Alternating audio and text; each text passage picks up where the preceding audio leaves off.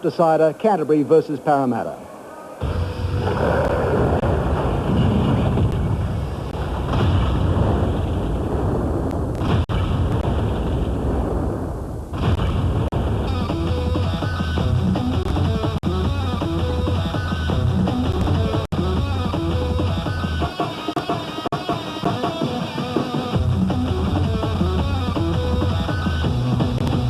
Canterbury versus Parramatta, here's Andrew Voss. Thank you, Ken. And grand final day. The countdown begins in earnest now to football action as Darren Pettit takes this Parramatta President's Cup side, the under-23s. They finished third at the end of regulation rounds this season. And here today they take on the minor premiers Canterbury. Quite an achievement to have teams in both the first grade and second grade competition grand finals. As Parramatta hit the Sydney Football Stadium around about half capacity, and joining me in commentary, Peter Sterling, with the Eels lineup. Yes, David Riolo was at fullback through, and Carl Lovell, who of course was a member of the first grade side through the final series. He's the other winger. Carriage and Burt the centre pairing. Casey Maguire is the 5'8", with Troy Pezzett at halfback. Ian Hindmarsh locks the scrum. Crouch and Hodgson the second rowers. Darren Pettit captains the side in the front row alongside Julian Troy. Dennis Moran is the hooker. He's back from suspension. Their coach, Daniel Anderson. Three times these two teams have clashed this year. Canterbury have won on 2 occasions, and Simon Gillies, the most experienced player in this grade, leads the Bulldogs out. 161 first grade games. He's captain of this President's Cup side, Steve Roach. And the Bulldogs full of first grade experience. The fullback El Masri, the wingers are Sherwin and Abbas, the centre pairing Fleming and Robinson, the 5'8" and halfback of Breeze and Duncan McRae. Here's their forward pack now. Parkinson, Gillies the captain, as we already mentioned. Fenny, his back row partner. Manua. And also Mitch Newton is in the front row, Robert Mears. And of course they're coached by the greatest Bulldog ever, Jerry Lamb. And we have the unusual situation this year where it's the clash of defending premiers. Last year Canterbury won the second grade title in the Super League competition, and Parramatta was successful on grand final day in the second grade in the ARL competition. Canterbury this time last year, coached by Stephen Folkes, was the man at the helm of first grade at 3 o'clock this afternoon. Mark Oaten, the man in charge of this one. Canterbury to run from left to right in the first half. Right, here we go. Stay on the kick, fellas. So a welcome right around the country to grand final day. Football action is underway. And Parramatta, Andrew Carriage. There would be a few Eels supporters with mixed emotions watching this. They had reason to believe they would have both first grade and second grade in the grand final today. But around about 4:30 last weekend, things started to go terribly wrong. Julian Troy carries Parramatta to the 40-metre line, and now Dennis Moran gets his first touch and a good scurry as well, and a penalty goes the way of Parramatta. Now, joining our commentary team today, we've also got the Australian skipper Laurie Daly. Laurie, what's your thoughts on this one? It certainly will be a good game down here today, Andrew. Canterbury got both sides in the finals, and it'll be a great day if Canterbury could win this. The boys are here watching them, and I'm sure that they'll be giving it their all. Drops into Laurie on a regular basis through this match as Parramatta attacking inside the 30, and this is Stephen Crouch, who carries inside the 20. He was a member of that premiership winning side last year. Moran switches them to the left, and Pezzett away with Casey Maguire. One of 3 teenagers in this Parramatta side. Maguire tackled by Newton, 10 metres out, and Moran looking very sharp from dummy half. A flat pass there, finding Michael Hodgson. He's another one of the teenage brigade in this side. And early attack is all with Parramatta. Now Pezzett trying to thread a kick through, but Parkinson gets to the loose ball, so Canterbury would have survived the first charge. Would have been better off going for the bomb and trying to put pressure on, especially early in the game. A lot of nerves at the back, although Malsbury's pretty well adapted to first grade football and has plenty of experience. I would have liked to have seen the high ball there, and it was an easy one for the Bulldogs to clean up. Attacking with Mitch Newton, another player who has played over 100 first grade games, and his great deal of experience to this President's Cup side. Canterbury their first possession, last tackle, and downfield Duncan McRae. His kick as far as the Parramatta 20, and a good bounce as far as Canterbury's concerned. David Riolo is at the back. Yet another player with plenty of first grade experience, and taken straight to ground by Fleming. Very important for the Bulldogs in this game. A good kicking game from Duncan McRae. Nice result there. It was a long time before Riolo was able to to get the football in his hands. He was tackled 12 out from his own line. Now Parramatta take it out of their own danger area through Hodgson. Moran had another dart for him. He got away from his opposite. That'll please him, away from Mears at first attempt. Still looking to offload as he went to ground at the Newton tackle. And he shift to the left. Casey with some quick hands, finding Hodgson as far as the 40 middle line. And now with Andrew Carriage, the younger brother of Paul in first grade, trying to offload, loses the ball, and Newton comes up with it for Canterbury. So Bulldogs in possession on halfway with Manua. Good offload, back with Mears, and then on for El Masri. Manua, Stephen and I saw him in schoolboy football just a couple of seasons ago as Canterbury get their first penalty. Just speaking of Duncan McRae, a little bit of a problem for him out there. He's carrying his left shoulder very gingerly. There's the penalty awarded against Julian Troy. Second tackle. Now Canterbury with their best attacking chance of the game. They should find touch on the 15, 10-metre line. Sherwin comes in off the wing to do so. Finds it outside the 20 metre. The side's top point scorer, 146 for the season. It's Canterbury, their first real chance to attack, and he comes wide with Matua Parkinson. 20 metres out from the Parramatta line, and now Mears, a try-scoring specialist. He loves to run from dummy half. They're 10 metres out from the Parramatta line, El Masri. They come infield with Manure and backslammed in the tackle, driven back. That was good defence from Stephen Crouch. Now from the Parramatta line. To play from McRae. And Breeze has lost the ball in the tackle. Maguire comes up with it. Both teams squandering early chances to really apply some pressure. With Andrew Crew. This is a young player headed off to Manly next season. One of the quickest in the Parramatta club. And tell me the quickest is the centre, Luke Burt. There's a wobbly old pass, but on the bounce it's been fielded. Parramatta with a big chance back to Lovell. 25 metres out from the Canterbury line. Not the best of passes, but he did catch Canterbury short. He's at 15 metres out. Second tackle there. I wouldn't have been surprised if Oaten reacted to that. Now Darren Pettit at dummy half. And it goes well. A long ball. Finding Moran standing as a pivot and getting that kick through. El Masri under a fair deal of pressure, did extremely well. What a great set of 6 tackles there from Parramatta. It all started with a long ball from Bizet. It wasn't the best ball, but the idea was right. And at the end of it, put plenty of pressure on El Masri again, and he did well to clean up for the Bulldogs. Passing long and wide from their own goal line as now Newton decides to straighten things up. On the previous play, I think it was Gillies who went back to the turf. And now Robert Mears. Julian Troy has captured him on the 20. They've used up 5 tackles in quick time. And back with Parkinson. This is the last tackle. No kick coming from Canterbury. Now a changeover. Parramatta ball. Well, that must have been a big breakdown of communication as Carl Lovell comes in from dummy half, goes centre field. I think it's Simon Gillies being assisted from the field. You can see at the bottom left of screen there. It's trying to get back in the defensive line. Heads it now, throws the dummy, finally picks up Hodgson on his outside. And Moran at dummy half. This is the Canterbury 10-metre line. Moran goes for a dart and able to offload. Back for Peasant and Hodgson. 5 metres out from the Canterbury line. Some good offload. The Bulldogs have got to smarten up around the mark area. That's where the Parramatta side are making all their yardage through their little men, Moran and also Bizet. Peasant, the man in possession again. This time finding Troy on an inside ball. He trampled over the top of one. It was Feeney he left behind. Still, 5 metres is proving quite an effective barrier as Bizet turns inside. Right in front of the Canterbury sticks on the last tackle. Set to the right. Bizet decides to run himself and then gets the kick in. El Masri again. Beautiful play from the Canterbury fullback. Yeah, marvellous work there from El Masri. The second time he's had to clean up under pressure. So he might have picked up an accidental knee. Was from the kicker. I've got to say, if there is a weakness in the halfbacks game for Parramatta, it is taking the wrong option at times, and that's the second time we should have seen a better kick than that one.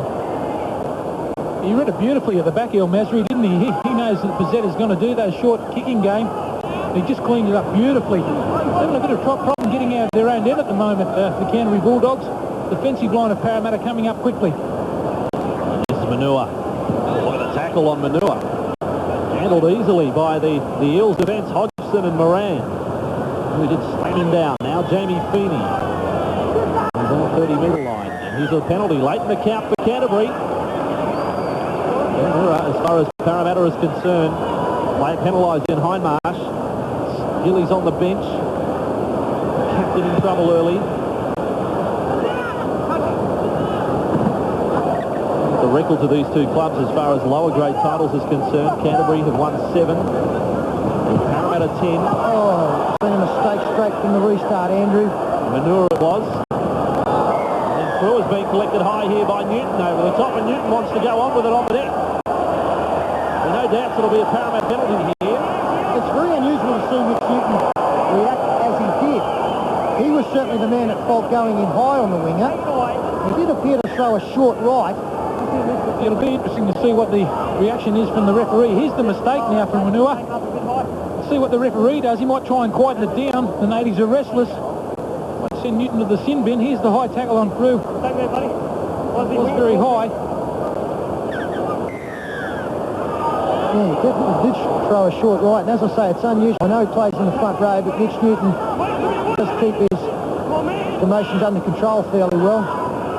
Hindmarsh takes the ball forward. In fact, it's Crouch. I've got to say, Pete, Mark Aiton's got to do something with the 10 metres here. Both sides creeping up early. They come to the left, Maguire. Beautiful ball from Maguire, finding carry, and then away for through, and Parramatta. They open the scoring on grand final day.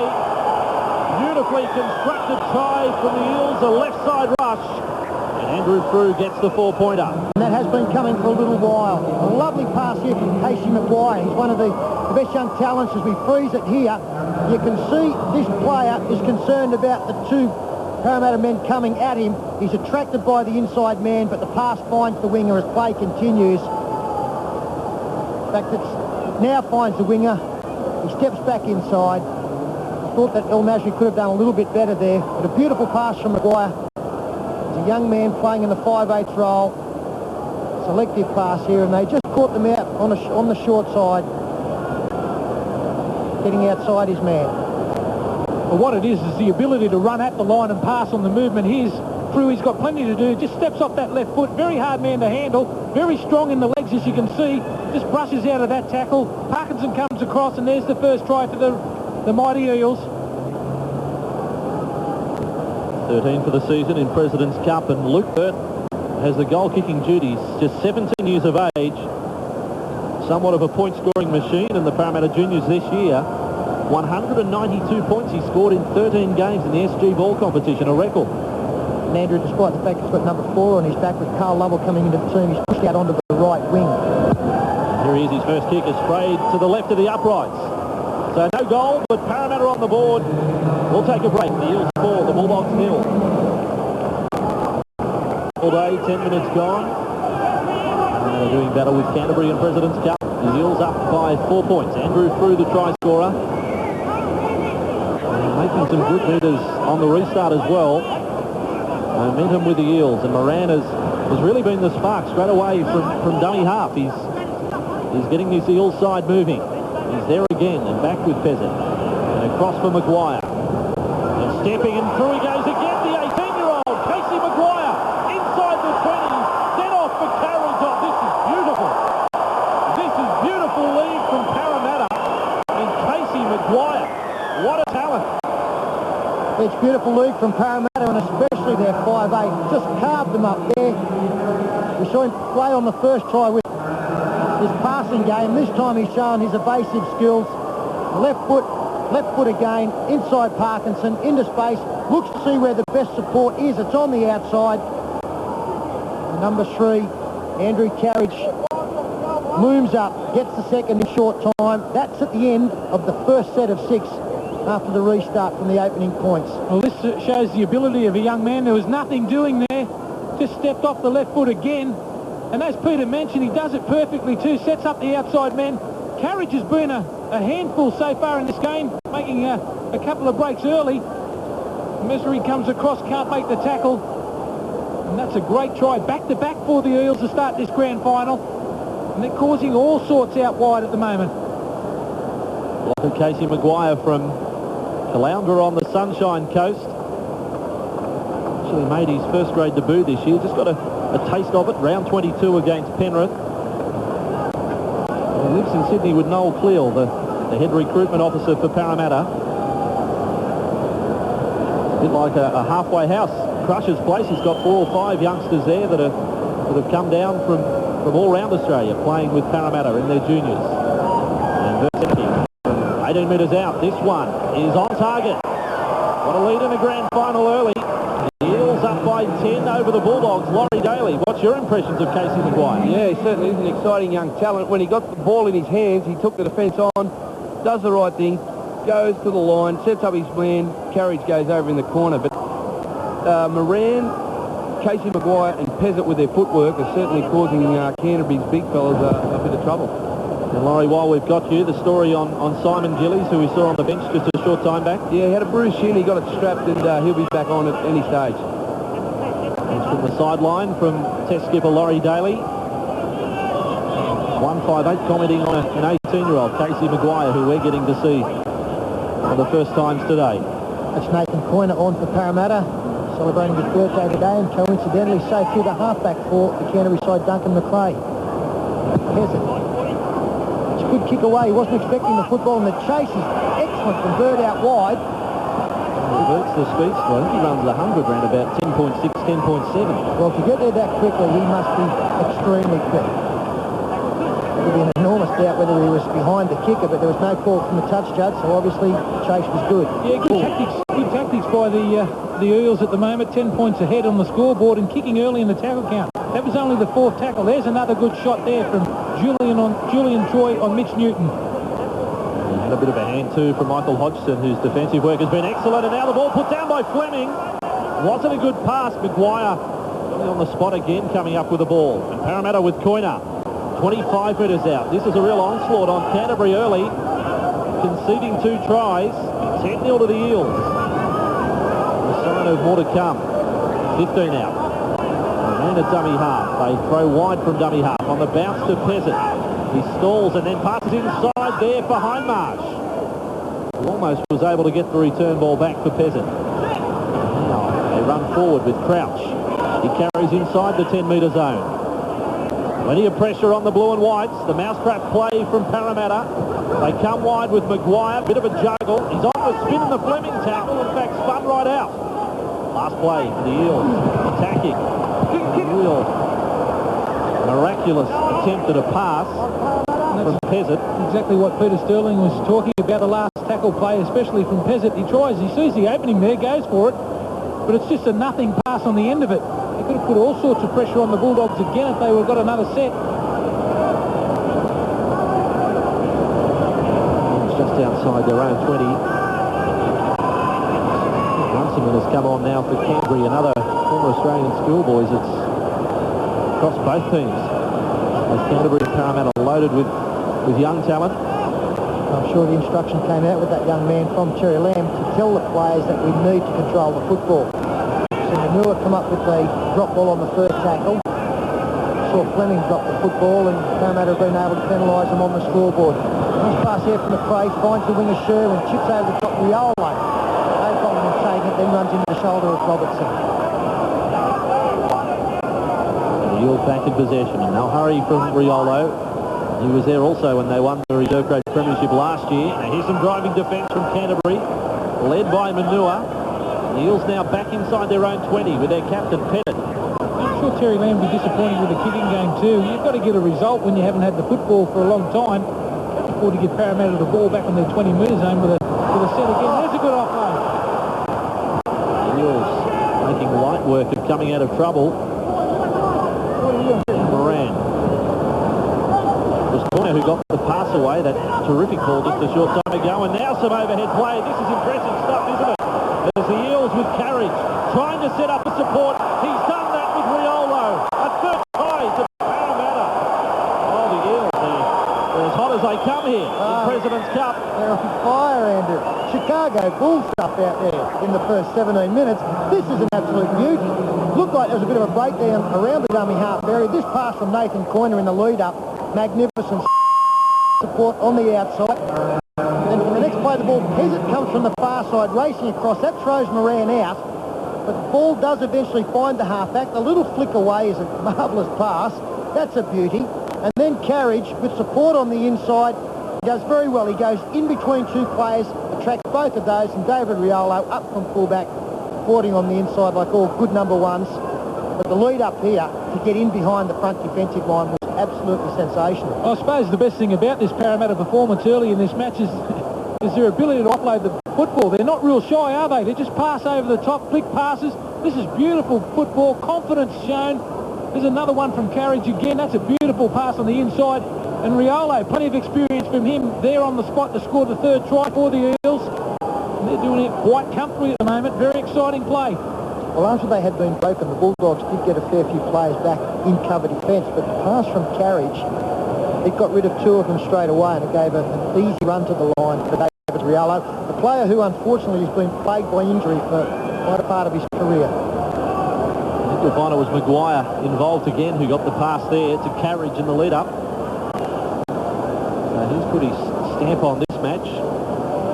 And without knowing the history of this Canterbury side minute by minute through the year, do they have the comeback abilities of the first grade side? In a moment they're going to be down by 16 points to nil. I've set the tempo for the day. As Bird is successful, 2 from 3 for the youngster. Parramatta, 16-0, President's Cup Grand Final. The wide world of sports, in the President's Cup decider, Parramatta. Blown the lids in Greyhound talk. They lead by 16 points to nil, and it's just one-way traffic with Coiner. In fact, that was Crouch who got inside Canterbury's half. Now Galea is on at 14, who'll assume the role of dummy half, and Peasant. They're playing with just so much confidence, as the boys have mentioned. Yeah, they're putting their hand up, aren't they? We set a 6 to last now for Brissett. Let's see if we can get a better result this time. That's better. It's straight down the throat again of El Masri. The idea was right, but the position not that good. Jason's one line, and Maguire was the first man there, along with Nathan Coiner. So the bench getting a real work over now for Parramatta. Canterbury struggling to come up with any sort of arsenal in attack. And now Mears. With Runciman. Hails from Wellington High. Central west of New South Wales. Made his way to the Bulldogs a season ago. And now the last tackle with Canterbury. It's been very much a settling set of 6 for them. McRae's kick. He's headed for the touchline and finding it. That's a good game from McRae. Completes probably their best set of 6 in the match. He's picked up plenty of metres there, something like 30 to 40. Does have a good kicking game, and it was earlier this month actually signed to play rugby union for the New South Wales Waratahs next season. That's one of the reasons why he was in demand for the rugby union game. Can kick in general play very nicely. Hughes on for Abbas. He's going to do those sort of things for you too, Peter. He has got a good kicking game. If you do complete your set, the Bulldogs have been all over the shop in the first half. And just must get to that completion so you can get that good kick away. And have a look at this Parramatta side trying to get off their own line, get over the 20 now. They're doing it quite comfortably. There we just saw the stat, the reason why they lead 16-0, all the possession going the one way, 2/3 of it for the Parramatta side, and they've handled it well. Well, I mentioned Stephen Hughes on. He's gone to the centres. Robertson to the wing for Canterbury, as Parramatta coming over their own 40-metre line. They haven't lingered inside their own half in any sets of 6. That kick, will it pull up in the in-goal? It won't. So Canterbury will come back to the 20. From Troy Peasant. An uncertain future for Troy when it comes to next season. He's been with 3 clubs now in the league. Started with Southend of the South Queensland Crunchers and now Parramatta. He didn't play enough games in first grade to be able to go over to England, so they stopped that too. So a couple of clubs looking to see the young fellow getting with their first grade ranks. There's a first touch for Hughes that he'll remember. Driven in the tackle of Moran, driven back some 5 or 6 metres. They're muscling up Parramatta. Headed the captain leads the charge in defence that time on Gillies. He's really had to wrestle to get back to his feet. Hammer at it that time. That occasion it was Julian Troy in defence. They were unlucky enough to get a penalty there, the Bulldogs. And the reason that didn't go against Parramatta was Pettit made a fairly good fist at trying to get away from the play the ball area. Wasn't very successful. McRae, little one over the top, Moran coming, so too Riolo. Riolo with the one-hand take and into space, straight through, one to beat. Over halfway goes David Riolo. Now El Masri was the man chasing through on the kick. So Riolo for the corner. Gillies is the man who got across to him. What a chase from Gillies. Let's not forget that he was injured earlier in the game. He's come back on, getting the pat on the back from a lot of his teammates. But what about the run from Riolo? Broken play. They didn't come over the line at him. The little chip over the top, he attacks the football. And have a look at the Bulldog defence. There's no one in sight. Just watch where Gillies comes from. The chase is absolutely superb. He's been around a long time. He's not a noted speedster, but it's a try-saving tackle. He's had to cover a lot of area to get there. He's had a disappointing year by his standards. But he still showed the enthusiasm and the drive to get across on a nice little touch there. Two guys who played a lot of first-grade football, congratulating each other. And game over. Another try there to Parramatta. So we'll mark that one down. The Canterbury out of mouth, some sort of challenge. The tackle by Gillies. And David Riolo. Canterbury with Mears. Coming away with Newton. Over the 30-metre line. Just strode through the attempted tackle of Pezzett. And back with Mears. A fumble. It went across field, but Mark Oden says forward. So they've put the pressure on themselves, Canterbury. Parramatta a scrum feed. 35 metres out from the Bulldogs line. Yeah, no doubt that it did go forward, then across. He's going from bad to worse. I think that Cherry Lamb will be looking forward to getting his charges in the sheds at the half-time break, just to lay down a few laws to them. I suppose the hard thing about that, Pete, there's still 10 minutes left on the clock. Parramatta side on fire. They can't seem to handle them. One-on-one in defence.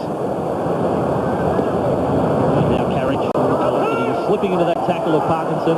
Remembering Canterbury finished the season as minor premiers in President's Cup. They lost only 4 matches all season.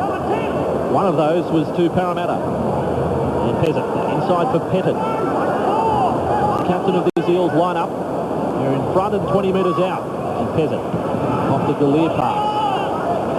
They creep a little closer, but it is the last tackle. Pezzett will have the job to provide something. There's the kick from Pezzett. Charging through on El Masri. Saves the day again at the back. Line dropout. That was a better kick from Troy Pezzett. Yeah, good football there from both sides. Pezzett, he's got good speed off the mark. He gets the result from the kick, kicks for himself to chase, and that's marvellous work from El Masri again. He had to come up with a juggling act, as we just saw from David Riolo at the other end of the field, to save the day. A line dropout. Nice attack, well defended. And the fumble there from Stephen Crouch, but backwards. The Eels, they begin this set of 6, 35 metres out from the Canterbury line. Grand final day, the crowd now in excess of 20,000. Striding forward of the mark was Luke Burt. Canterbury, very few opportunities in this President's Cup Grand Final in any sort of attacking zone. Parramatta, though, are in the zone as Maguire goes across field, collected there by Hughes. And then a swinging arm came in over the top from Parkinson. Maguire in turn gives a serve. Those two decide to settle things as Parramatta continue attacking. 10 metres from the Canterbury line. Last tackle, Pezzett with dummy half. And again he tries that grubber kick, Troy Pezzett. And again he doesn't come up with the ball in Canterbury. With Hughes, what's he going to rule? I think he's ruled that. No, well, Touch is in. well, it'll be against the lock forward for the previous play. Listen up, come in. Just settle up, he's got it.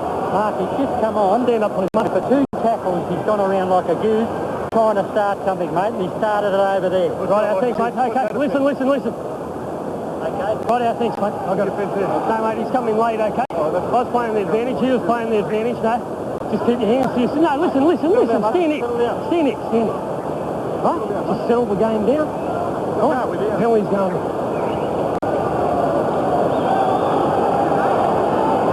Well, that was obviously advantage played there by the touch judge. Go back to the previous tackle. Parkinson came in with a swinging arm on Maguire, as we heard from the touch judge. It was the second offence in a short period of time. What do you do here, Pete? You go for the goal or touch? I'd be kicking for goal. So would I.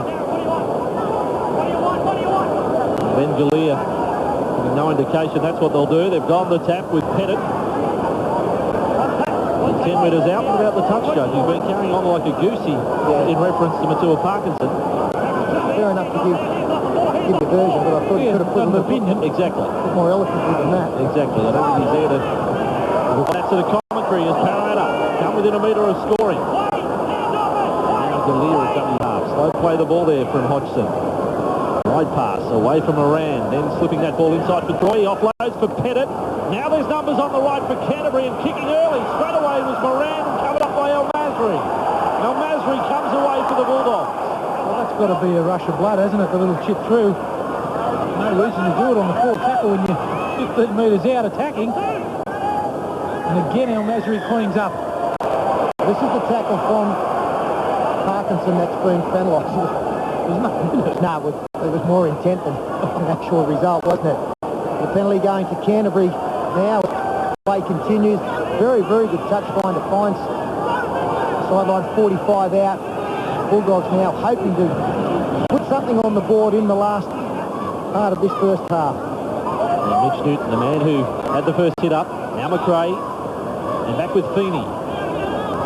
Feeney, front on defence from Julian Troy. On the Parramatta 30. Bulldogs conceding 3 tries in this first half. And McRae holding that ball up for Hughes. Well, every time he's touched the ball, he's been dealt the full treatment from Parramatta. Real workover from Galea that time and McFarlane. Now McRae away. Some quick hands. It was good work from Gillies for Parkinson.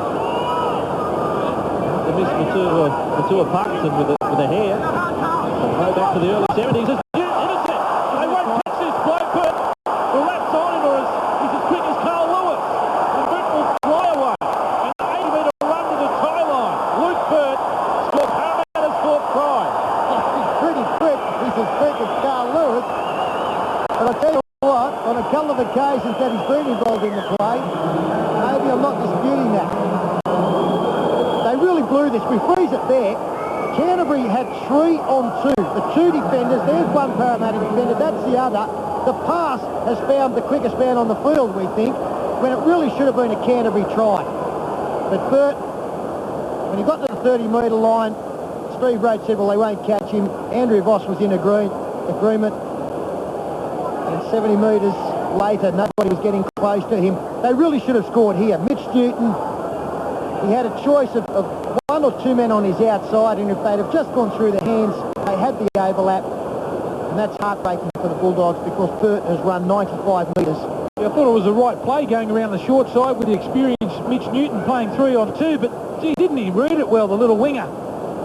Tremendously caught there by Burt, just straight into his hands. I don't think he could believe his luck, and just sprinted away 80 metres, and the Bulldogs knew that he was going to score the try. Well, he had to make a decision, didn't he, Burt? Because Dennis Moran was the defender on his inside. He actually waited back. And that's the worst thing you can do when the attacking team has got an overlap. So Burt got up and forced Canterbury to do something. And that, unfortunately for Mitch Newton, was to throw the pass straight into his arms. Good signs for Parramatta. 2 of the most effective players in this match have been the 2 youngest. Luke Burt, just 17 years of age, and Casey Maguire, 18. Burt convert his own try. It's nice and relaxed, having run 80 or 90 metres for the try, 15 metres out. Burt's kick on target again.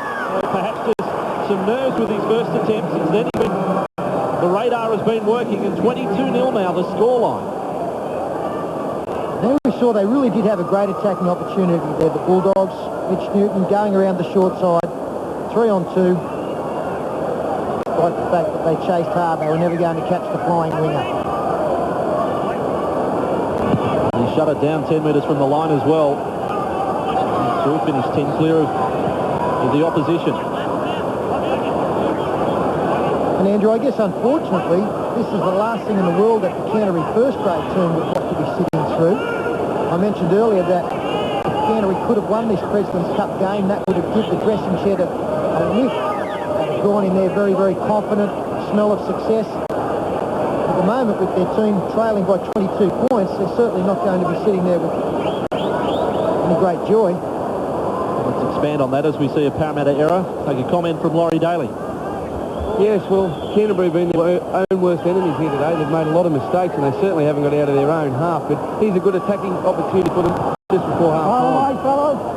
Imperative that they come up with points of some description. Parkinson from Mob Squad, Matua Parkinson. As now it comes back for Mears. They're 10 metres out from the line. And finds a runner. It's Gillies.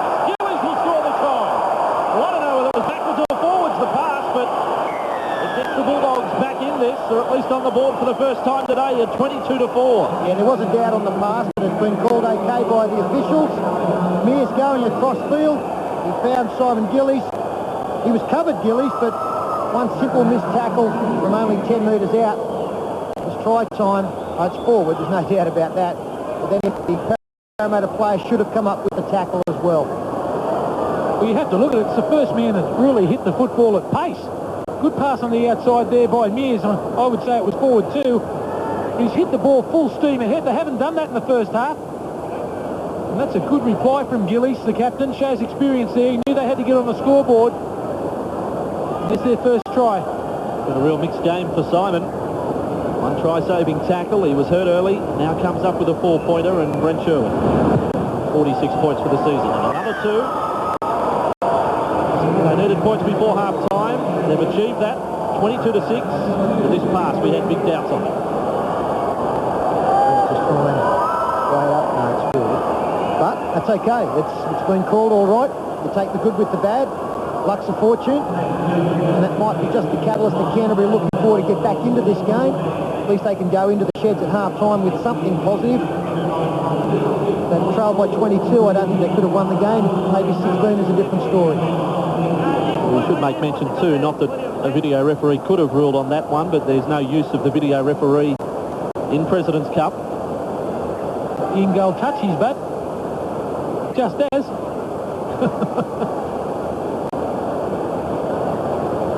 Judges operating here in President's Cup. Delay with a restart for Luke Burt. Someone was ruled off. Now we're back underway. Canterbury, the minor premiers, trailing here by 16 points. What I say is this the beginning of the comeback? Just off on that different tangent. Andrew, what is the reason that there is no video referee for the Reserve Day Grand Final or President's Cup Grand Final? Is it a financial one? I would have thought it was an opportunity to use it, and certainly for something as important as this should be used. They've just decided that they've gone without all year, and that's that. I don't necessarily agree with that. There's a couple of in-goal judges, blockers friends, a day in the sun here. Parramatta have come up with football here again from a Canterbury mistake. Bowen playing at 40 metres out, time running out in this first half. Coiner goes centre field again. Blocker just told me to boost the crowd by 2. In-goal judges. This is Moran passing to the right with Pheasant. And then wide. Good hands there from Lovell. Back for Luke Burt. He's dangerous. They won't get a chance for the last tackle. That completes the first half of football on Grand Final Day. Hope you're enjoying the coverage on the Whitewater Sports. We will take a break with Parramatta leading Canterbury in the President's Cup Grand Final by 22 points to 6. Back at the Sydney Football Stadium at half-time in the President's Cup, Parramatta lead Canterbury by 22 points to 6. And right now with me, Paul Borton, and the Broncos have just arrived for the biggest game of 1998. Yeah, they would have had a nice relaxing walk this morning, maybe along the beach or whatever, and just settled some nerves. And I keep hearing where they're supposed to be the team under the most pressure because they're 5-1 on. Look, they'll take no notice of the bookies' odds, and they'll just go out and play their natural game, which is free-flowing football, putting a tough defence up the middle. And when you talk about a side with so many stars in it, well, there's none better than this Brisbane side. Kevin Walters there, he's aiming for a spot in the Australian team in a couple of weeks. The best player in the game today, Alan Langer. He's been a captain there now for about 4 or 5 or 6 years. Very experienced player, especially in the big games. And I must say he's been down the form a touch. I'm expecting a big one from him today. Shane Webke up there in the engine room. Kiss from an admirer there, which is great. Maybe it's his mum wishing him all the best. The country boy from the bush in Queensland coming good. And he is also aiming for maybe an Australian prop jumper in a couple of weeks as well. A lot of how Brisbane go today can rest on his shoulders. He went into last week's game under an injury cloud. He came through it very well. He's tough. He runs hard. Darren Lockyer there, the goal kicker, hasn't been kicking that well. during the semi-final series, but he is one right out of the box, Jaron Lockyer. This is not just an attacking machine. They've got a good defensive record this year also, which is obviously very important when you get to grand finals. Yeah, Wayne Bennett's got a very good defence. He likes his players to number off from outside in. He'll say, you're Wayne Bennett, the coach there, he'll say, you're number 6, you've got to be 6th player in from the left-hand side of the field, and they have virtually got to stay there the whole game, and that's the defence has worked. Actually, Canterbury have borrowed that defence after the Origin, and they've gone so well with it as well. Okay, well, the launch of the National Rugby League meant that a brand new premiership would require a brand new trophy. To find out what the Broncos and the Bulldogs will be playing for this afternoon, here's a man who's had his hands on 1 or 2 trophies over the years, Laurie Daly. Now, Laurie, don't drop this one. No, I certainly won't, Ken. Actually, it's pretty heavy, the trophy. It weighs close to 35 kilos, so you'll need 2 people to hold it up at the end of the day. It's made of bronze, and they've stuck with a bit of tradition here on the NRL trophy with Arthur Summons and Norm Provan. It certainly is a wonderful looking trophy, and I'm sure teams will be keen to get their hands on it this afternoon. Well, it is a great-looking trophy, and as you said, something that all the players would aspire to. Do you remember the first time you got your hand on the trophy in '89 and that victory parade? Does that still live in your mind, the memory? Oh, it certainly is, Ken. I mean, this is just the greatest day a footballer can play. Grand finals. I was lucky enough to win a couple, and '89 was a very special feeling. We did win it. I got my hands on the trophy. Obviously, I dropped it, but I didn't hurt it too bad. Thank you very much, Laurie. Laurie Daly. Stay right where you are. All the second half action of the President's Cup coming up in just a moment. Welcome back to the Sydney Football Stadium. Beautiful day here in Sydney for Grand Final Day. And we are watching the President's Cup Grand Final. Canterbury return. Parramatta are already out there, and they lead by 16 points, 22-6. A dynamic start from them. Well, it's such a beautiful day for the Canterbury side at the moment. The only surprise looking at those statistics is that they trailed by 16. I think it was more, only 39%. No completion rate, where they dropped a lot of football. 7-1 the line break, so it's been all one-way traffic there. They've had to make 5 more extra sets of tackles in defence, the Canterbury team, and they've come up with an extra 7 missed tackles on top of the Parramatta count. So really everything going wrong. To be getting back into this game in the second half, they've got to reverse every one of those. Parramatta, not too many problems there. They've done very, very well with a mountain of possession. Well, we've mentioned it a couple of times in the first half, and it's well documented from the last month. The comebacks. The comeback kids, Canterbury in first grade. And now the job is ahead of their President's Cup side. They look to set it up for the first grade kickoff at 3 o'clock. You'll see it all on the wide world of sports as Canterbury. First possession of the second half with their captain, Simon Gillies. On the 10-metre line. One memorable try-saving tackle from that first half from Gillies. They also scored their lone try. Bulldogs be hoping, or desperate at least, to back up that try just before half-time with another. Very much needed, and they've lost it in the first set of 6. Yeah, it was a second touch in that set for Simon Gillies. Unfortunately, he came from deep, but lost possession. Really trying to get his side back on the front foot in this game, but the loss of possession just handed over. And now the Parramatta Eels 25 metres out. And Peasant pushes along here for Troy, standing a little wide of the front rower, got the ball away and lost. It was put down by Maguire. Canterbury come up with the ball. So neither side completing their sets of 6 at first attempt since half-time. I'd still try and be a little bit patient if I was Parramatta, knowing that one more try and a goal really put the game beyond doubt. Don't try and force it, be a little bit more patient, Parramatta side. Robertson went across field, and now El Masri takes them straight for another 10, and able to offload back for Robertson. We haven't seen too much of him in this match. He hails from Junee. That's Laurie Daly country. And Canterbury 40 metres out from the Parramatta line. Across with McRae, linking up there with Parkinson. Peasant was over the top in defence. A little quicker to play the balls from Canterbury, noticeable since half-time. McRae, a very flat pass that time. Last tackle, 25 metres out from the Parramatta line. McRae working the blind side, kicking back across field towards the upright. It sits up, and Riolo is with it for Parramatta. And Riolo does well to get back to the field of play. The chase not that good there. The kick was a little bit too deep there from Duncan McRae, but the chase not that good from Canterbury. It allowed David Riolo plenty of time to get back into that field of play. He did well. Laurie Daly in just a moment to get his thoughts on what Canterbury can do to get back in this one, and what the job is ahead of Parramatta.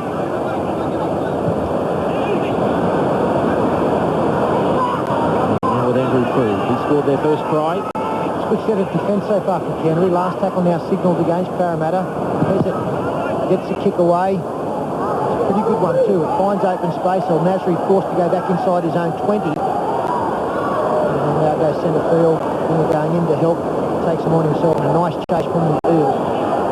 Tackle 28 out. Julian Troy it was who made the tackle. With Canterbury working away from their own 30. Sherwin this time. Let's go down for the half-time report from Laurie Daly. Yeah, Canterbury were really concerned about their ball control at half-time. They didn't believe they completed enough sets of 6 and put pressure on Parramatta. They believe that they can get down in Parramatta's half and they can score points. Also, their kick-chase game needs to improve. Parramatta, well, their coach has told them to keep doing what they were doing in the first half, make sure they get better last tackle options. And it was funny because both teams mentioned the first grade game last week where Canterbury came back with that spectacular win. So both teams were mentioned about that at half-time, and so I'm sure that they'll go out there and wake it up in this half. I think that comeback will be mentioned for as long as the game is played. To keep sides on their medal. You're probably right there, Andrew. Canterbury were very confident. They believed that they didn't have good field position in that first half, and when they did get good field position, they put them under a bit of pressure. Well, here we go. The natives are restless just after half-time. Yeah, I think it's the 2 number 7s doing battle, and this will be very, very silly on Troy Pezzett's behalf. If it is Pezzett, I'll apologise if it's not, because Parramatta have already got the penalty. David Riolo is the last man up, so it might be the custodian. Yes, I apologise to Troy Pezzett. It's the number 1 from Parramatta. Listen, stand up. Tackle was complete. This player continued to hang on to him, pulled him down. This player come down, may have connected the head, but he continued on with the Canterbury player. Without him, there wouldn't have been a problem. Yeah, same thing, yeah. Duncan, mate, the tackle was made. There was no need to go on with it. Give hands yourself or go on. No. Penalty's going. He's pulled him back down. Penalty's. Well, we talk about experience in a game, and despite the fact it's worked out okay for David Riolo, wasn't particularly good experience with the fact that he did lead with the elbow. I feel as though it should have been a penalty the other way. I know that Canterbury retaliated, and that's generally the way that the officials tend to do against, but I thought that there wasn't any problem if the elbow hadn't been used. In the meantime, Parramatta carry over the 30-metre line with their captain Pettit. Tackler was Adam Perry. And now Moran offloading. Good ball on the spin. One of the features of the first half, coming away from their own 20-metre zone. They did it very well. Yeah, they're getting badly beaten at the play the ball, aren't they? Ooh, there's Gillies over the top. Well, he wasn't bowled upright, it must be said, but he's been collected high by Simon Gillies. And Oaten was very quick to blow the whistle on this tackle. Yeah, I wonder if it's just a get square from Simon Gillies. I caught him, but no, he was going down, right? Did you caught him across the chin? Just take it down. Just wait here. Here it is, back. I'm certainly doing this the left side of the face of David Riolo. Parramatta deciding not to go for line. Yeah, Riolo didn't help by staying on the ground. A little bit slow to get up. I don't think there was much in it. I thought he was falling. Passing, but the defence was up. I would have been right across the chin. So Parramatta, 40 metres out from the Canterbury line. Away for Pezzett. Step on ball and ball. Waiting was Jamie Feeney. Moran decides to switch the attack to the left. Maguire kicking before the last tackle. Now Masri, for the main part, has done a very good job at the back today for Canterbury. Again, he's diffused that one. Well, how far would they be ahead, Parramatta, if their kicking game was on song? It hasn't been today. Haven't been able to get many repeat sets. That was really a nothing kick, 35 metres out, just easily taken in the in-goal area. And before the last tackle. Canterbury back with it. On the inside there for Fleming. That one really hasn't had a chance to excel in attack as Newton. Just inside the Eels half. Lovell was there in defence, and this time it's McFarland who's penalised.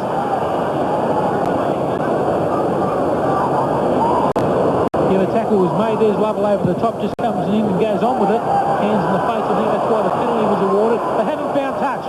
Riolo cleans up.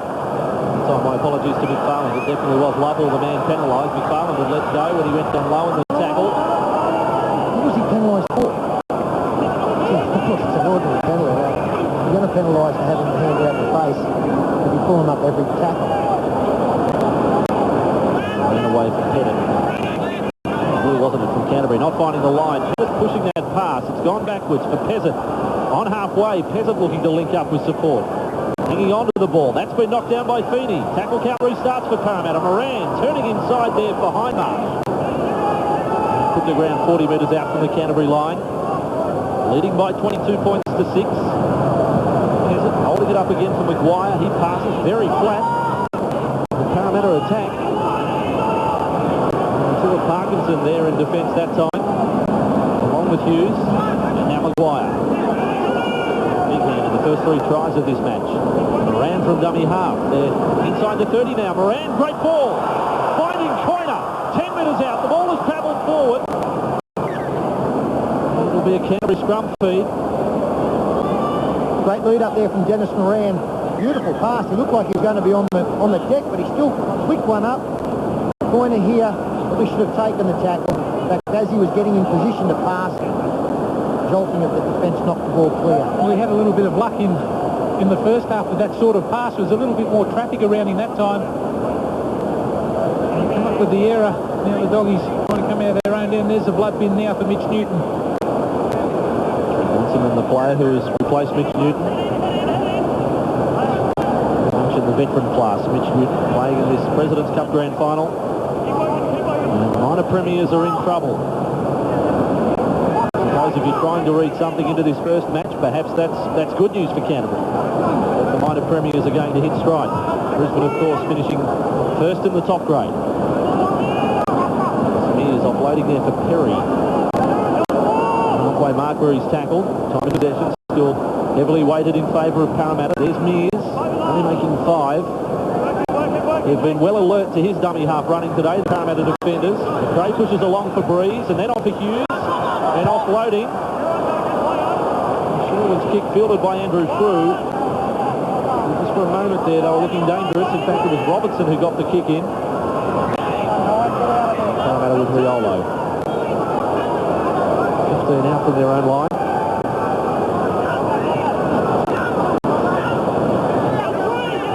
Side. We mentioned earlier 10 lower grade titles in the club's history. Mohamed on target for an 11. Back to the 40 metre line. Moran and away with Peasant. A show of the ball and then turned inside for McFarlane. Last tackle for the Eels. The second tackle there for Feeney. Peasant. His kick over the head of Sherwin.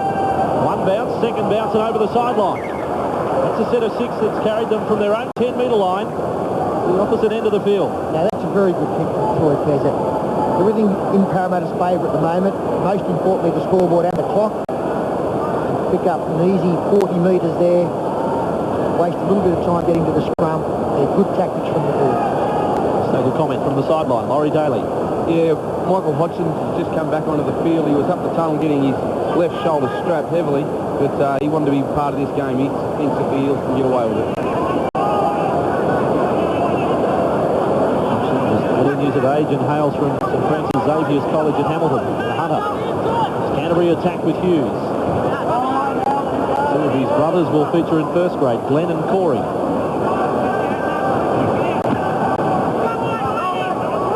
Bulldogs side trying to rally. 16-point deficit. Gillies, some quick hands there for McRae. Almost a stumble as he was met in the tackle of Coiner. And then has lost it in getting to his feet, Duncan McRae. It'll be a Parramatta ball, or at least a Parramatta scrum feed, just inside Canterbury territory. He appeals for the penalty there too. Just have a look at the face. 1-on-1, was there a hand on the ball? No, he's lost it cold, fair enough. Tried to milk it for himself.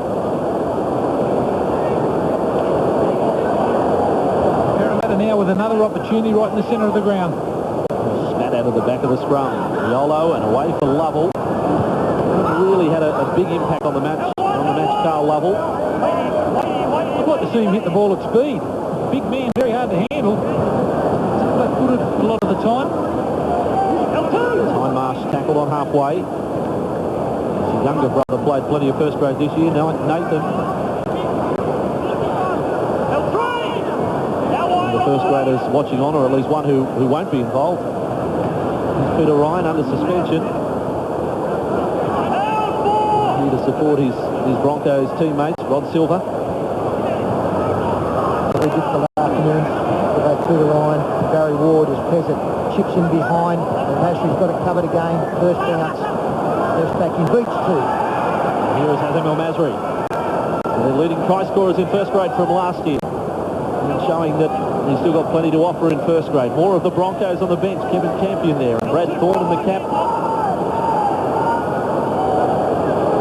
Still picking Petro Sivanasiva as well, a young man lining up in a grand final today. He'll be coming off the bench for Brisbane.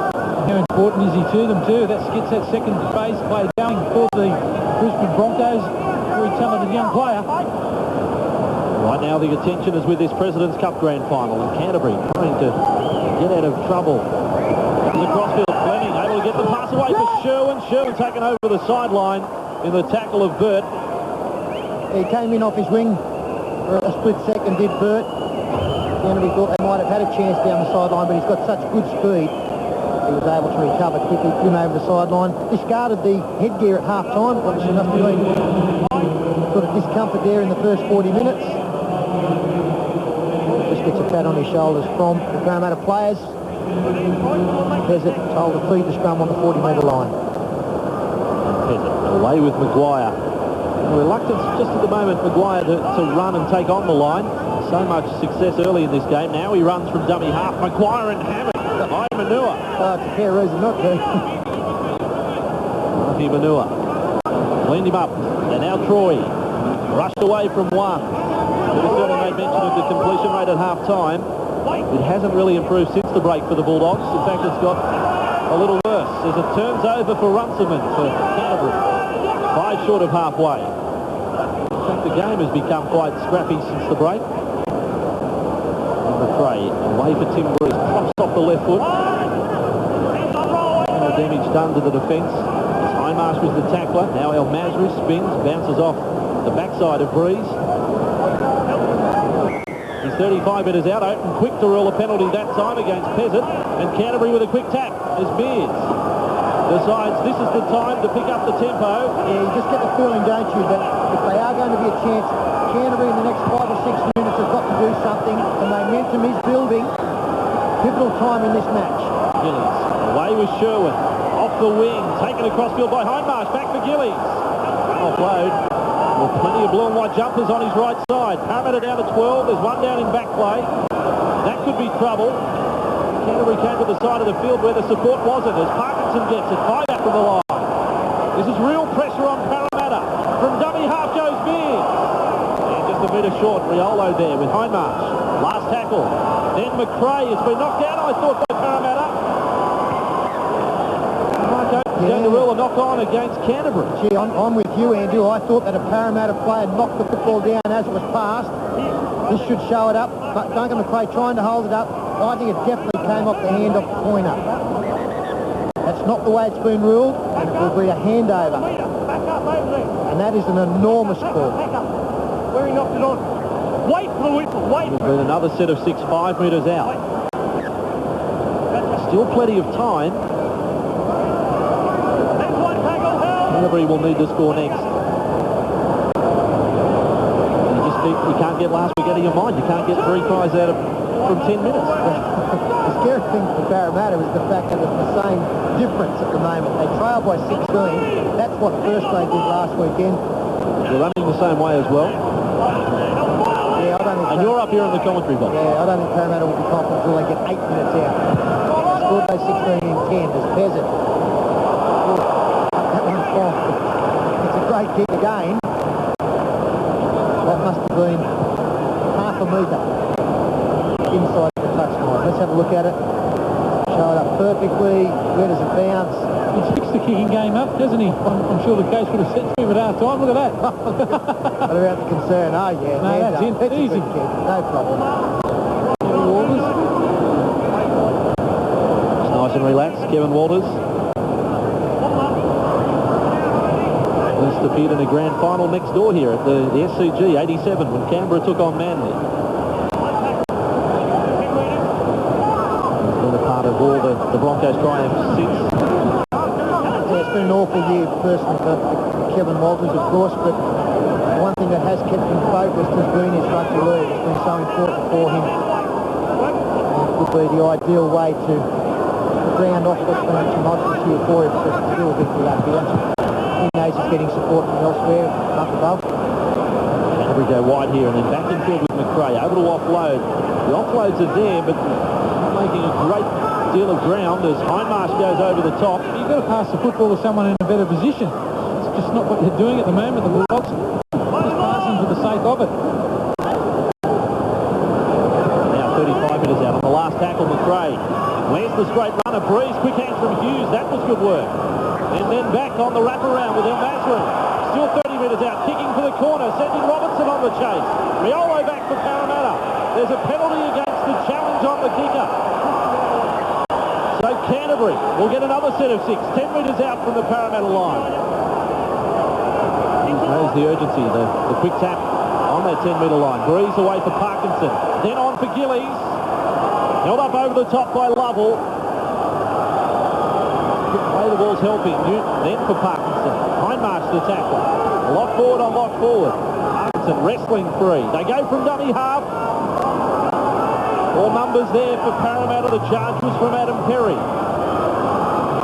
Breeze away from McRae. Inside ball, a set play. It's come off for Canterbury, but they are trying. Down by 16 points. Well, victory to tie it in for Canterbury. It's El Masri who has burrowed his way low to score. So Canterbury, they creep back another 22 points to 10. Well, Masri, he gets the penalty. That's really stupid play there. Well, poor play. I shouldn't use the word stupid. It was poor play. The courage to push the kick up, because it gave Canterbury another set of 6, and El Masri is almost most likely to score for Canterbury. Big step straight out of dummy half. Good on him too, to get in and dummy half and show the initiative. He has been very dangerous for the doggies at the back.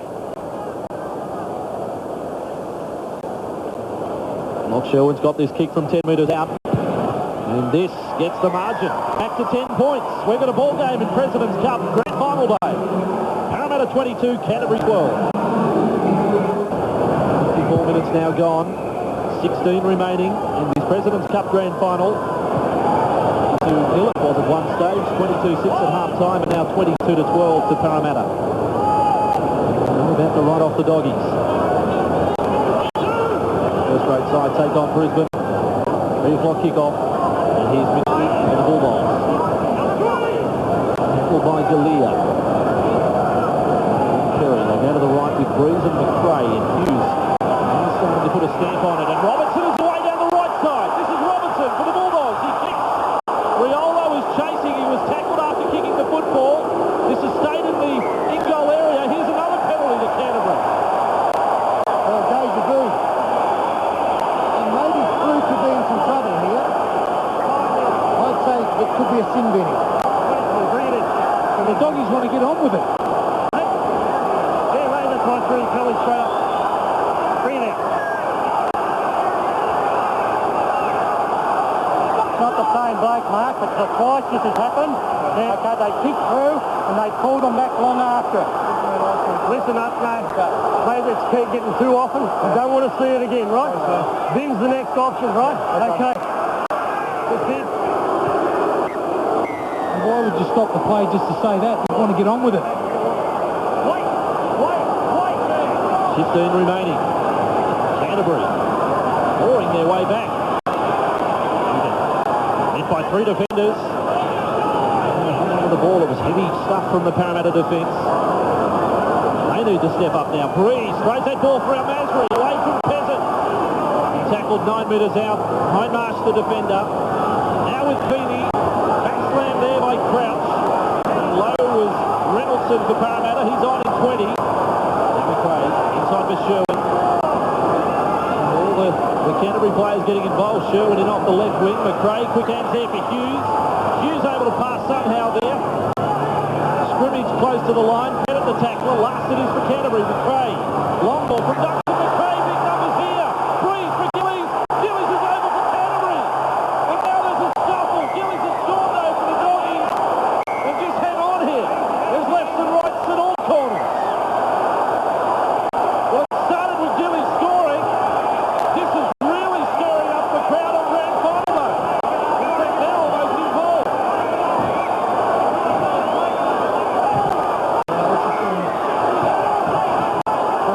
ordinary. And I say to the fence there, these players have got plenty to answer for here. There's got to be some blokes either sent straight to the sin bin or some blokes sent. Well, Gillies hasn't moved since he scored the try. Well, has he scored? Did he get the ball down? I haven't seen it awarded as yet. The Parramatta players were certainly pointing to the fact that they don't believe that he got the football down. See what Marco and these two touch judges have to say. I think he wants to speak to Gillies. Hey, it's 13. No, I want you as well. 13. I have you. 25. He said he's called time off, the clock is still going.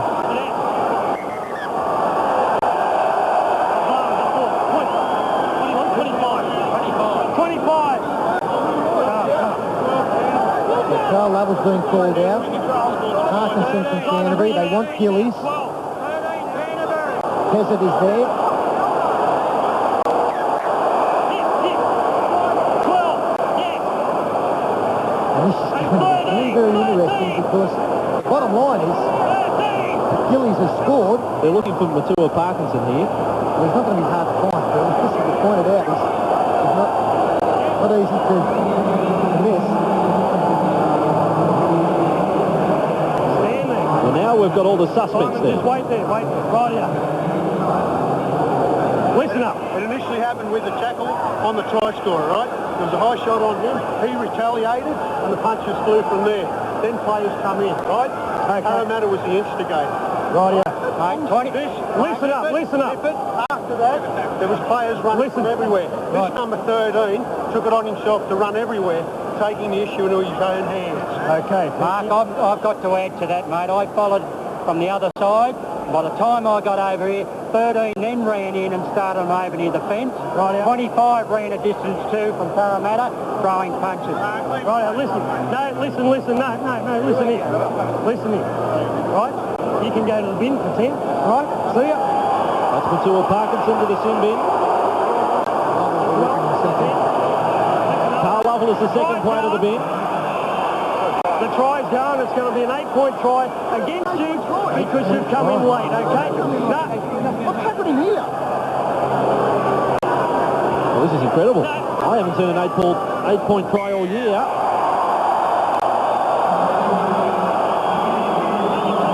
Well, if Pezzett doesn't stop arguing, he'll join them in the bin shortly. The 8-point try has been awarded. It's not going to be taken away. And Peter, it has to be an infringement on the try scorer, Simon Gillies, for an 8-point. Can't be for the brawl after the try was scored. No, well, that's the first touch judge who spoke said that it was all instigated by a high tackle on the try scorer, Simon Gillies. He retaliated Gillies, and then it escalated from there.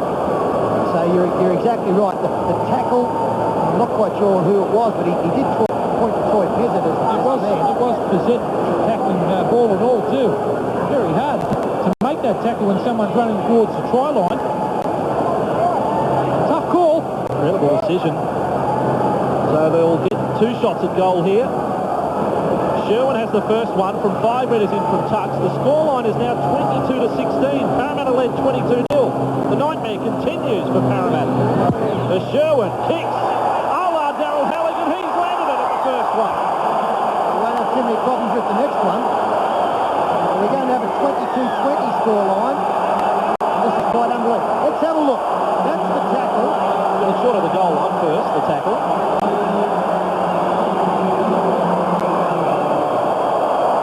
Well, you can't rule a penalty try for a high tackle short of the goal line. He can rule against Pezzett for throwing a punch on the try scorer, and then this is what followed. Yeah, well, This was a mess. yeah, this is something that, as I said, the players have got plenty to answer for over that. But if that is right, if you can't be penalised short of the line, there's no way knowing he should be penalised for throwing a punch. If it was a high tackle and Gillies didn't score, he could rule penalty try, not 8-point try. It's a tough call to say it was a high tackle. I agree with you, Bob. I agree with you. Here's Sherwin's kick from in front. The margin is now 2. The Doggies are on the march. We'll take a break at 22-20. A bit of grand final fire here. Incredible comeback. We are watching Parramatta late in the first half, led this President's Cup decider by 22 points to 0. It's now 22 points to 20, and you can throw in an 8-point try into that. Yeah, look, I don't think it was an 8-point try. Well, shouldn't have been an 8-point try, but Canterbury, in the second half, they've turned it around. And I've also got to turn around my statement saying that maybe this game wasn't good for the first grade Bulldogs to see. They do get away with this one. They will be 10 foot tall and bulletproof when they run out against the Broncos. They already are after recent weeks. Gillies is back to the 30-metre line. And this Bulldog side with Mears. And now they really step up. Parramatta are on their heels here. Incredible, the similarity to last Sunday. Mears tackled 45 metres out from the Eels line. Canterbury attack again. Only 35 metres out from the Eels line. Then Mears back in field with McRae, placing that kick for the corner. Going back is young Luke Burt. When his own in goal, a stumble from Burt, and he's cracked. It'll be a line dropout. It's falling apart. He had an age to get back there to clean up. We'll give him a rap about his speed before, but what a beautifully placed kick here from Duncan McRae. They're on the front foot at the moment, the Bulldogs. Look at this, plenty of time. Tries to step nobody, and he's cleaned up. A little bit of a doubt on the chaser, to be quite honest, but that's all academic now. When he got down there, they have another set of 6. Burt is hurt. Are they gone, the Eels? Are they gone? I don't know. I learned my lesson in the State of Origin. Yeah, exactly. Leave me out of question for that, Russell. 35 metres out. And all the attackers with Canterbury. Feeney brings it infield. To the centre of the park, Crouch the defender. And now Mears, he just keeps going from dummy half. That time not his best rush. He made a metre, and again Crouch was the defender. Now Masri and McRae. Then across with Breeze. A cut-out ball for Hughes. He's got support on the outside with Robertson. Didn't pass that time. The quick passing from Hughes has been a highlight of the second half. It's set up many opportunities for the Blue and Whites. Here's Feeney. Back in field he comes. Morana's there with Crouch. Last tackle for Canterbury. They trail by 2. McRae inside for El Masri. He kicks and was knocked down by Troy. Again, Canterbury back with it. Blockers right, the tackle count restarts. And Mears. They may only need one here. Sherwin for Hughes, he steps. Then back on the inside. Here's the try. Sherwin scores all 3. They're gone, Parramatta. They're gone. 24 to 22. 24-22. Kick to come. We've got new leaders. And a little bit of luck here. El Masri kicked it straight into the stomach of Julian Troy. He did try and catch it, so he has played at it. And 6 again is signalled. They go wide. It's a beautiful reverse pass to the winger. Hughes here steps back. A flick pass. And, well, we've still got 7 minutes to go. They may be gone because the problem at the moment is that all the momentum is one way. And You've got to give a rap to young Sherwin too, the winger, the number 2. He's come over from the left wing. There's no right to be on that side of the field. Here's a few of the Canterbury Bulldogs. Rod Silver, they know they can come back. Have a look at them. They stand as one. Quite amazing. Same teams as first grade last Sunday. They're running the same way. The margin to start this second half was 16 points. It's going to end up 36 to 22. game, isn't it? Well, it's cool for some. At the moment, the Bulldogs, minor premiers, came up probably their worst 40 minutes of the season to trail by 22. Sherwin's kick. Target. Got the crowd into it anyway. Listen to them, they're on their feet. Well, it's set the standard for the afternoon, hasn't it? We might be going to witness something special in first grade. Hughes, what a role he's had in this President's Cup comeback. And Sherwin, he's come all the way in off the left wing to score that try. 26 to 22. Pumping league is Luke Burt kicks. Drop out into the try. And both teams 10 to 12 at the moment. Parkinson and Lovell in the sin bin, so a little more open space out there. And with a tiring defence, Might if Canterbury come up with more. As Mears passes away for Newton. Shoulders forward, big Mitch Newton to the 30-metre line. Tackle with Reynoldsson. They come back in field with Manua. He's dispensed with a headgear now. As far as the 40-metre line, Mears slipped over the wall to play the ball. McRae gets a kick from inside the 40, but it's straight down the centre to Riolo. We'd like that kick over again. So Parramatta, it feels like an age since they've last had any sort of possession. And field position too, they haven't been down the Bulldogs' end. The football through.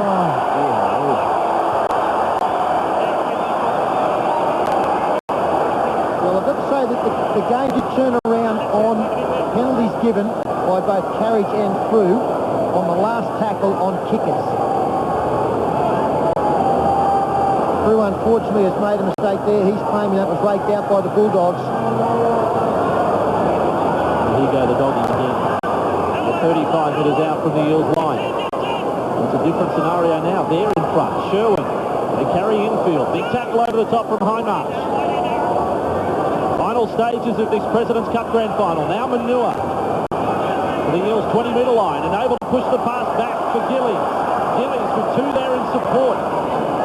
One of them was his big mate Mitch Newton, who by the way has kicked the side's only field goal this year if that becomes necessary. Here is Breeze with a dummy and brought in by Reynoldsson. Only 5 metres out. And Hughes has got himself to the left side of the field. Riolo over the top. Reynoldsson low. Last tackle for Canterbury. Repeat set the order here. They may have higher designs though. McRae's kick, a little bit too much weight on that. So Parramatta will get a chance here. Restart from the 20. And that's a lifeline to Parramatta. If that kick had have gone into the in-goal area, I don't think they could have won the game. Now they have a chance of going a length. That's Carriage from the restart. Got a lot of support from Frew, more Frew on the far side. What are you going to say? Just over 3 minutes remaining. The Eels away with Pettit. Run from the Parramatta skipper, short of halfway. Defender was Feeney, now Pezzett. Inside Canterbury's half, they try the kick before the last from Pezzett. Al-Masri across, and he has been faultless at the back for Canterbury today, and in particular on the end of kicks. He still had a couple of tackles up his sleeve, Troy Pezzett.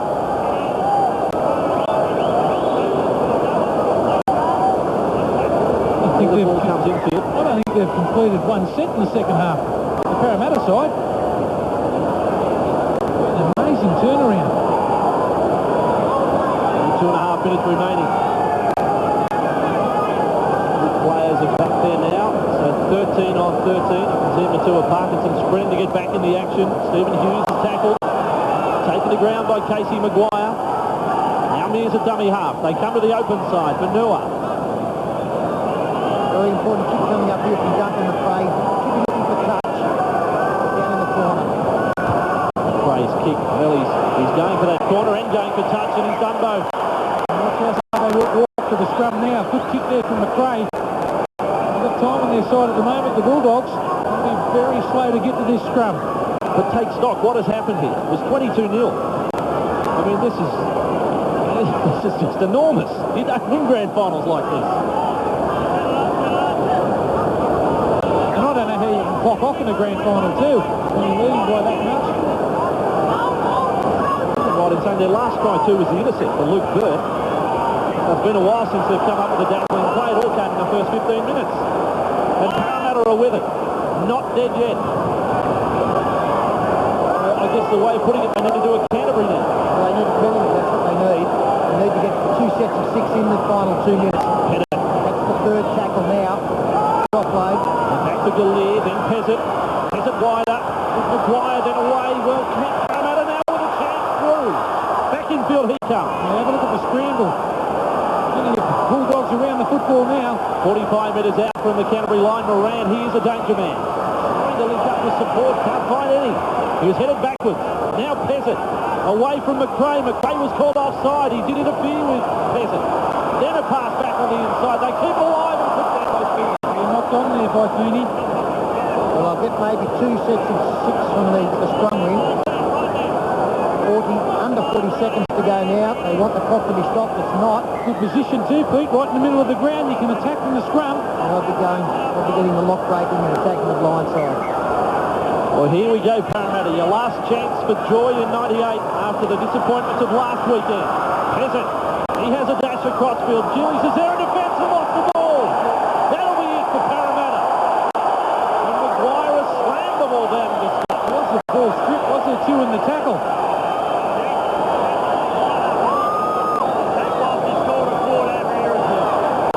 Peasant's plea falls on deaf ears. The ball away, the crowd countdown is on for Canterbury, and there you have it, game over. Canterbury has struck the first blow on grand final day with the most amazing comeback since last Sunday. That's the greatest comeback ever. Don't worry about last week. 22-0 they trailed, 22-6 it was at half-time, and the Bulldogs, their first-grade team, go to the dressing rooms now with the knowledge their understudies, if you like, have emerged amazing winners, 26 points to 22. High drama in the second half. We had an 8-point try. We had 2 players in the sin bin. But there you have it. The minor premiers have walked away with a trophy in President's Cup. And the Parramatta fans, just looking around the stands at the moment, there is nothing to be said for them. They cannot believe that it can happen in consecutive weeks against Canterbury, the blue and white. And they emerge with the President's Cup trophy. Canterbury, their 8th lower grade title. We'll take a break on grand final day on the wide world of sports and come back with more celebrations from this President's Cup. So Canterbury taking out the President's Cup 26 points to 22 against Parramatta. Now it's trophy time. Waiting down there in the presentation area is our Master of Ceremonies, the NRL's Brad Levy. Ladies and gentlemen, in what was an absolutely amazing comeback in the second half of this grand final, minor premiers, the Canterbury Bulldogs, have taken out the 1998 President's Cup over the Parramatta Eels. And to make the presentations, would you please make welcome the Chairman of the New South Wales Rugby League, Mr. Warren Lockwood.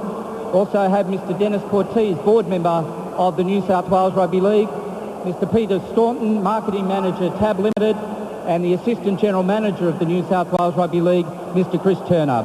Ladies and gentlemen, the Chairman, Mr. Warren Lockwood. Thank you, Brad. Ladies and gentlemen, you've just witnessed another amazing game of football. The Bulldogs have done it again. They've come from behind to win the President's Cup 26 points to 22. And they certainly worthy winners of the New South Wales President Cup.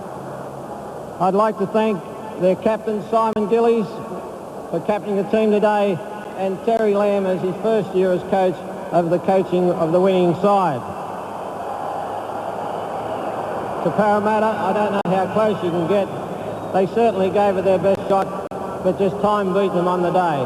So I'd like to congratulate their captain, Darren Pettick, and their coach, Daniel Anderson. Also Daniel's first opportunity to coach at this level. Thank you very much to Parramatta, and congratulations once again to the Bulldogs. Well done.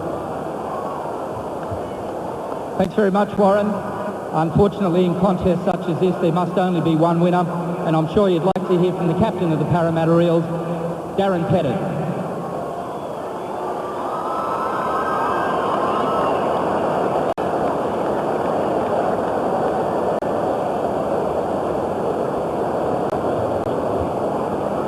First of all, I'd like to congratulate Canterbury on their win. They were too good for us on the day. To our boys, well, congratulations on reaching the grand final. To our coaching staff, trainers and managers, I'd like to thank you for your time and efforts this season. To our coach, Daniel Anderson, I'd like to thank you for your efforts this year. To our major sponsors in ASICS and the Leagues Club, I'd like to thank you for your support. And finally, I'd like to thank the supporters of the Parramatta Eels. Thank you. Thanks very much, Darren. I'll now ask all of the Parramatta team to come forward to collect their runners-up, pewters from Dennis Cortese and Peter Staunton from the TAB.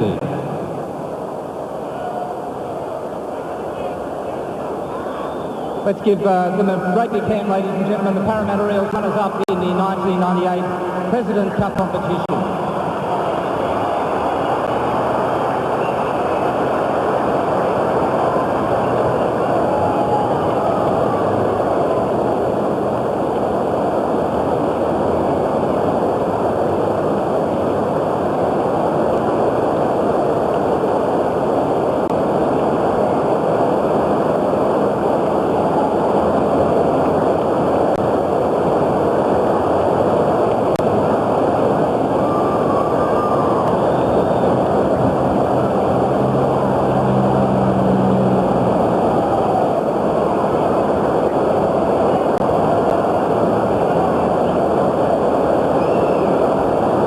Ladies and gentlemen, the Parramatta Eels, runners-up in the 98 President's Cup.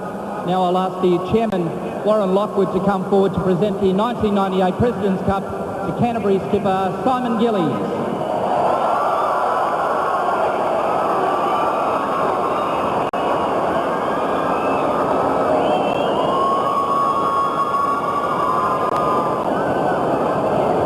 Congratulations, Simon. Well done. You deserve it.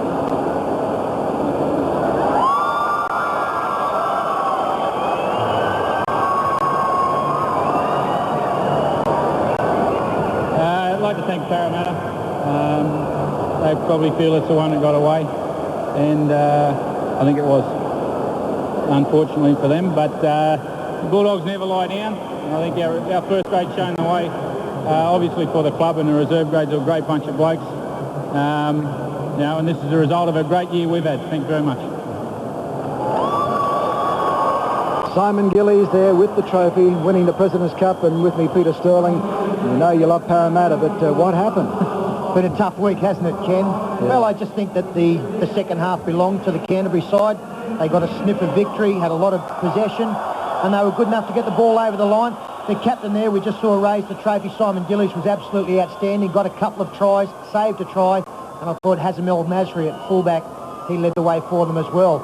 I just wonder what effect this is going to have on their first grade team. Now, I really think that a side that probably doesn't need too much of a lift, when they see their reserve grade come in after what they've just achieved, they're going to go out there and feel as though that nothing is impossible this afternoon. Well, it is a club that's riding on a tide of emotion. They've had some sensational wins over the last number of weeks. They've done it on absolute, I guess you could say, character, and they've done it here again today, and that has got to account for something here in the grand final. Well, I do think emotion only counts for so much, Ken. I think that, you know, when you go out there and after 10 minutes, that emotion is probably gone. The most important thing is never to lose self-belief. And that's where Canterbury is so strong at the moment. They honestly believe that no matter what the situation, at what stage of any game, they are good enough to be in front when the final whistle is blown. And once again, it's just been reinforced by the effort of these guys here. 22-0 down in a grand final and not playing well, they've won the match. Well, how does it happen? I mean, you look at Parramatta, they played with so much confidence in that first half. They played beautiful football, they threw the ball everywhere, and everything came off for them. A 10-minute break and it all turns around. What happens in 10 minutes? Well, you lose the momentum, the wind goes out of the sails, and unfortunately for Parramatta, they came out and started the second half the way that Canterbury started the first half. I don't remember in that second stanza in this grand final, Parramatta attacking for any length of time in their opponent's territory. And if you've got that much against you, then, you know, it's only the great defensive sides that can keep their line intact for so long. Parramatta unable to do so. Canterbury threw plenty at them, and really the best team, the minor premiers, have won the President's Cup. Well, you saw a lot of the first graders for the Bulldogs sitting there in the stands watching this, didn't want to leave it when they saw the comeback, and you're right, you've got to say, well, this is a charge for them. It's going to be a lift, and as I said, Canterbury at the moment probably aren't a side that need too much of a lift. They've done that through this march over the Sports Tab final series. We've seen them play sudden death football now for something like 7 to 8 weeks. They've only got to come up with one more big performance to know that it's all been worthwhile. This is just reinforcement that, you know, maybe the first graders are sitting back now as they watch their President's Cup come in and say, this might be our day. This is meant to be. But at the same time, Wayne Bennett's probably saying, see, this can happen. Just check this out. Well, that's the other side of the coin, isn't it? Wayne Bennett and his Broncos, very experienced. They know how to win big games. You know, they're not going to pay too much attention to this, apart from the fact that Wayne Bennett may tell his charges, Well, look, they're going to be a little bit harder to beat, but we knew that from day one, so nothing's changed. Beat a grand final walk, you remember it, don't you? It never leaves you, whether it be reserve, President's Cup or in the first grade. That's exactly right. You know, these guys here, they're aspiring first graders. A lot of players there have played over 100 first grade games, the likes of Mitch Newton and Simon Gillies. But see, this is reward for hard work. It doesn't matter if you're not finishing the season in first grade, although, you know, that's the aim that you set at the beginning of the season. But to go through what you have for probably 40 weeks of the year with these guys, the good times, the bad times, the hard work, the rainy, trainy nights where you'd rather be somewhere else, this makes it all worthwhile. And yeah, to do a lap here on grand final day, it's the ultimate. Some players will say that to do the lap on grand final day is actually better than playing representative football. Coming up, the grand final between the Broncos and Canterbury, but before that, the grand final entertainment spectacular. And topping the bill for the first time together live on Australian television, Jimmy Barnes and son David Campbell. You're watching Grand Final Day on Nine's Wide World of Sports. Don't go away.